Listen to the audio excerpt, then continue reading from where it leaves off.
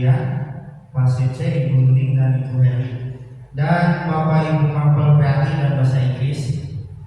Bersyukur pada Allah Subhanahu wa Ta'ala, siang ini kita bisa berkumpul bertatap muka, kemudian sama-sama kita membuat komunitas belajar atau KBS. Kemudian saya beri nama yaitu Sewindu, Sekolah SD Bindu Sari.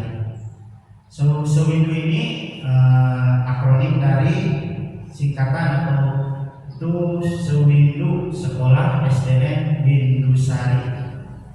Bapak Ibu sekalian, pada pertemuan kali ini kita akan melakukan pembentukan KBS sekolah. Bagaimana KBS atau komunitas belajar sekolah ini dapat berperan aktif dan kemudian membantu para siswa, siswinya, para peserta didik untuk mencapai tujuan pembelajaran. Dengan tujuan pembelajaran yang berbeda-beda antara pelajaran yang mata pelajaran yang lain, atau lebih singkatnya berkolaborasi antara mata, misalkan fase A kelas 1 berkolaborasi dengan mata pelajaran BPOK atau PAI dan Bahasa Inggris itu.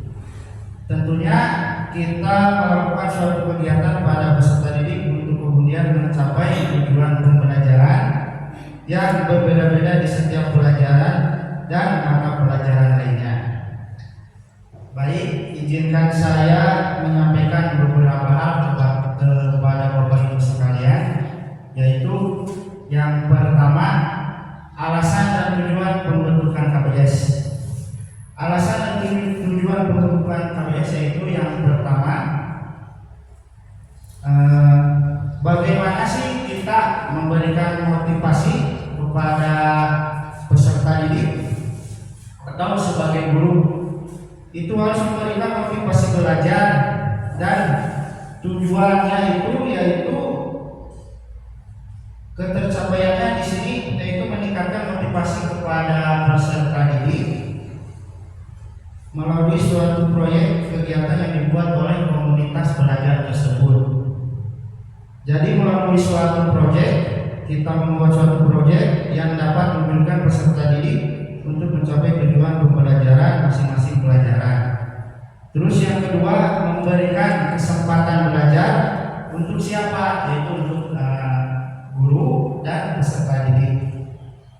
Dan kita semua jadi lebih sadar terhadap pembelajaran tersebut. Yang ketiga itu yaitu meningkatkan keterampilan sosial.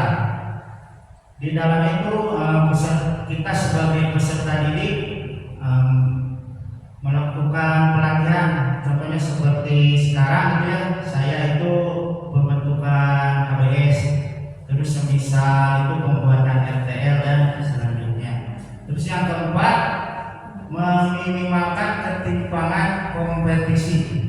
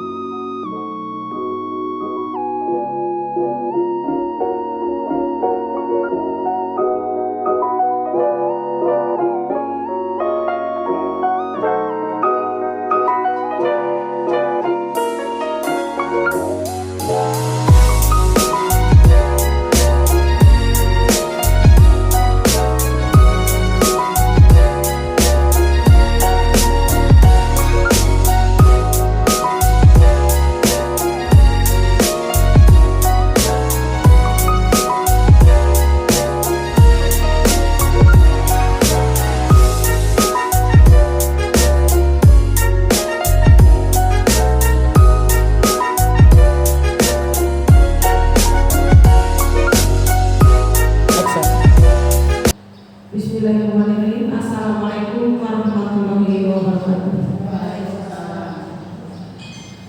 Alhamdulillah di acara KBS kelompok belajar seminggu SDN Yunusari dapat terlaksana dengan baik.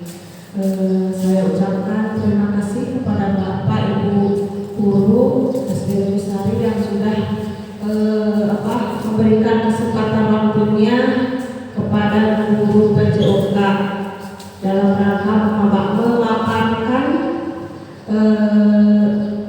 hasil dari KBS seminggu.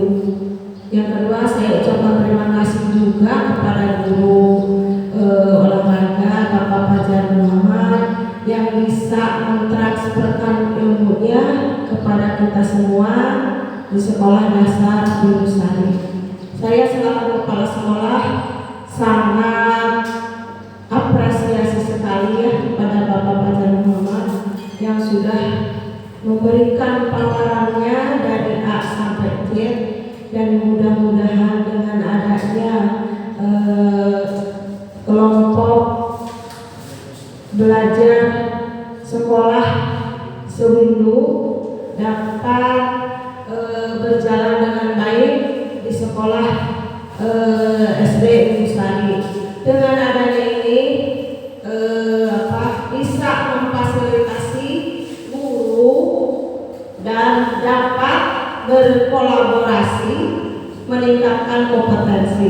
Tadi saya sangat apresiasi sekali karena dengan adanya kolaborasi dari pelajaran PJOK kita dapat dikolaborasikan dengan guru kelas fase A, fase B, fase C. Jadi di mana nanti dalam pembelajaran kita kepada anak tidak monoton, ada kolaborasinya. Misalkan olahraga bisa dikaitkan dengan materi pelajaran IPA, ada lokomotor gerakannya, juga ada teorinya. Karena kalau kita memberikan materi kepada anak hanya dengan ceramah, dengan materi saja monoton, bisa membosankan terhadap anak. Jadi sangat bagus sekali, apresiasi sekali dengan adanya kolaborasi ini.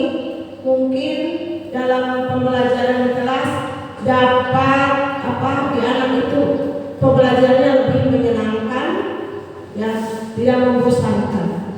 Mungkin hanya itu yang dapat saya sampaikan pesan-pesannya kepada saudara Bapak Fajar Muhammad. Mudah-mudahan di SD Yunusari pembelajarannya lebih meningkat, ya, lebih meningkat karena sudah dibekali kita berkolaborasi dengan adanya komunitas belajar sekolah sewindu ya.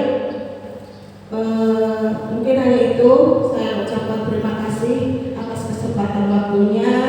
Mudah-mudahan kita bermanfaat bagi kita semua. Ditutup dengan wabillahi taufiq wal hidayah. Wassalamualaikum warahmatullahi wabarakatuh.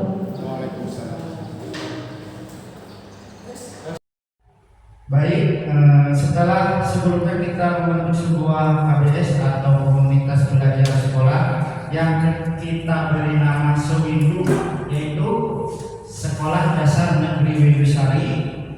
Kemudian kali ini kita akan membahas RTR dan rancangan tindak lanjut.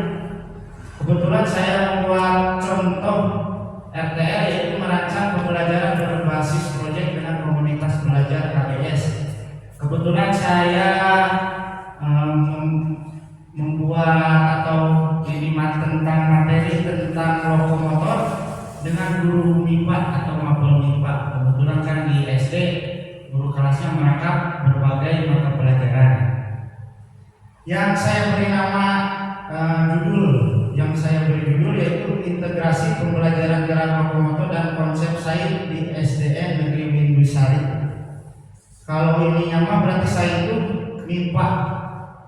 Lanjut, komponen-komponen rancangannya itu di dalamnya ada 8. Yang pertama judul, latar belakang, tujuan program, capaian atau langkah-langkah dan hasil. Yang kelima, struktur program. Yang keenam, pernyataan tentang kapasitas yang dimiliki kelas atau sekolah. Yang ketujuh, rencana evaluasi. Yang terakhir yaitu kemungkinan dan tantangan.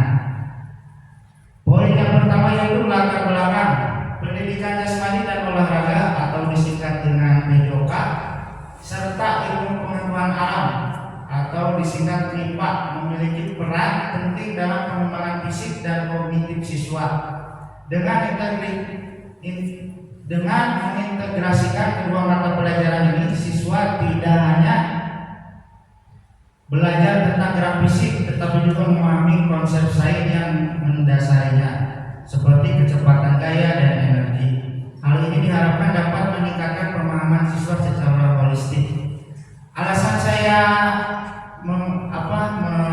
ini materi ini, kebetulan kan MIPA itu pelajaran kadang anak di kelas itu bosan atau jenuh. Jadi dikolaborasikan pelajaran PJOK dengan MIPA agar siswa itu tidak jenuh dan ada selingnya. Lanjut, tujuan programnya itu ada 4. Yang pertama, meningkatkan pemahaman siswa tentang gerak lokomotor. Yang kedua, menghubungkan konsep sains dengan aktivitas fisik. Yang ketiga, mendorong kerjasama dan kolaborasi antar siswa. Yang keempat, meningkatkan keterampilan pengukuran dan analisis data. Kebetulan dalam pembelajaran PJOK di sekolah dasar itu pembahasannya 3 dasar-dasar olahraga, yaitu lokomotor, non-lokomotor, dan manipulatif. Tapi saya di sini cuma membeli 1 materi, yaitu tentang lokomotor saja. Lanjut, capaian di sini ada 4. Poin pertama, siswa dapat menyebutkan dan melakukan berbagai gerak lokomotor dengan benar. Yang kedua, siswa dapat menjelaskan konsep sains yang terkait dengan gerakan lokomotor. Yang ketiga, siswa dapat bekerja sama dalam kelompok untuk menyelesaikan tugas. Yang keempat, siswa dapat melakukan pengukuran dan analisis data dengan baik. Jadi di sini saya berkolaborasi. Semisal saya berkolaborasi dengan kelas atas, kebetulan kan wali kelasnya Ibu Heli. Jadi di dalam pembelajaran MIPA itu siswa semisal di dalam itu contoh tentang anatomi tubuh ada ya MIPA ya, struktur kelas 4 ya, kelas atas. Semisal ini prakteknya saya coba peragakan cara berjalan dengan benar gitu. Lanjut, langkah-langkah dan hasil yang diharapkan untuk tiap tujuan, yaitu ada 4. Ini yang pertama itu meningkatkan pemahaman siswa tentang gerak lokomotor. Langkah-langkahnya itu melakukan kegiatan eksplorasi gerak lokomotor. Hasilnya itu siswa dapat melakukan dan mendemonstrasikan berbagai gerak lokomotor. Jadi di dalam itu siswa tidak hanya mengetahui pengetahuannya juga, tapi dapat mempraktekannya juga. Yang kedua itu menghubungkan konsep sains atau MIPA dengan aktivitas fisik. Langkah yang pertama itu mengadakan diskusi konsep kecepatan, gaya, dan energi. Hasilnya itu siswa dapat menjelaskan hubungan antara gerak dan konsep sains. Yang ketiga, mendorong kerjasama dan kolaborasi antar siswa,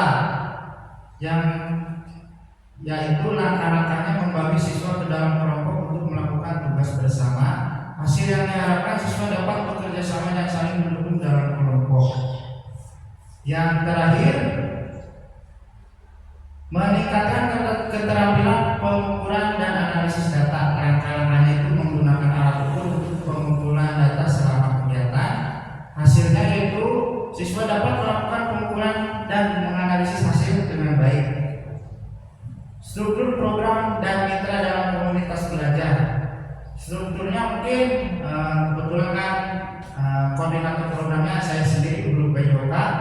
Anggota timnya kebetulan kan saya kolaborasi dengan pelajaran MIPA, berarti saya berkolaborasi dengan guru kelas, siswa, dan yang terakhir orang tua. Mitra dalam komunitas belajar mungkin dengan grup olahraga lokal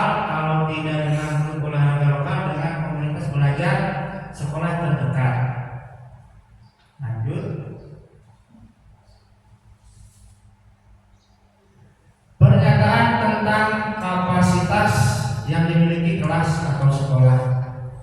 SDN Nusari memiliki fasilitas olahraga yang memadai, alhamdulillah, termasuk lapangan, alat olahraga, dan ruangan kelas yang dapat digunakan untuk kegiatan pembelajaran. Alhamdulillah, kebetulan kan semester kali ini kita mendapatkan ruangan yang cukup memadai dan ada 2 lapangan olahraga. Lanjut.